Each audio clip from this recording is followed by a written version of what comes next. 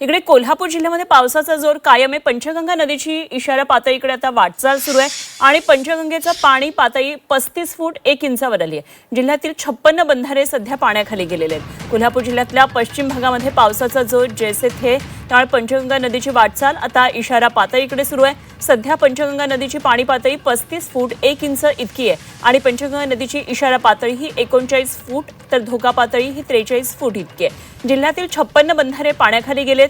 बंधाऱ्यातली वाहतूक अन्य मार्गाने वळवण्यात आलेली आहे।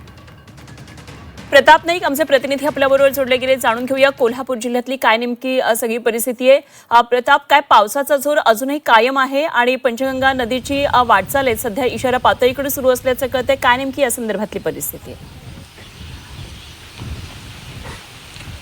शहर आणि परिसरात पावसाची उघडझाप आहे, पण पश्चिम भागात मुसळधार जो पाऊस पडतोय त्याचा परिणाम म्हणून आपण बघू शकतो की पंचगंगा नदीची वाटचाल जी आहे ती हळूहळू इशारा पातळीकडे होताना दिसते।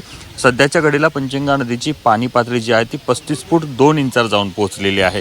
आपण पाहतो की इशारा पातळी जी आहे ती 39 फूट इतकी आहे आणि त्याच्यानंतर धोका पातळी आहे। सध्याच्या घडीला कोणत्याही प्रकारची अडचण नसली तरी पण आपण पाहतो की ज्या पद्धतीनं पश्चिम भागात पाऊस कोसळतोय त्याचा परिणाम म्हणून सर्वच नद्या दुथडी भरून वाहतात। अनेक नद्यांनी आपलं पात्र सोडलेलं आहे। पंचगंगा नदीने देखील या ठिकाणी पात्र सोडलेलं आहे।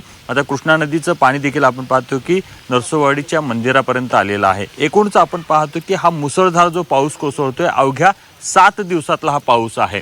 खरं तर जून महिना पूर्णतः कोरडा गेला आणि त्याच्यानंतर जो पाऊस झालेला आहे त्याच्यामुळे आपण पाहतो की कुठेतरी जनजीवन विस्कळीत होण्याची शक्यता वर्तवली जाते। त्यामुळे प्रशासनानं या ठिकाणी संपूर्ण तयारी केलेली आहे। एनडीआरएफच्या पथकाला देखील या ठिकाणी पाचारण केलेलं आहे। पण जो पाऊस पडलेला आहे त्याच्यामुळे जिल्ह्यातील आपण पाहतो की 18 मार्गावरील थेट वाहतूक जी आहे ती बंद झालेली आहे। त्यामध्ये 3 राज्यमार्ग आहेत, 5 प्रमुख जिल्हा मार्ग आहेत आणि 2 इतर जिल्हा मार्ग, असे एकूण 18 जे रस्ते आहेत ते बंद झालेले आहेत। त्याच्यामुळे आपण पाहतो की दूध वाहतूक असेल, व्यापार असेल, व्यवसाय असेल, शेतीच्या दैनंदिन कामावर परिणाम झालेला आहे।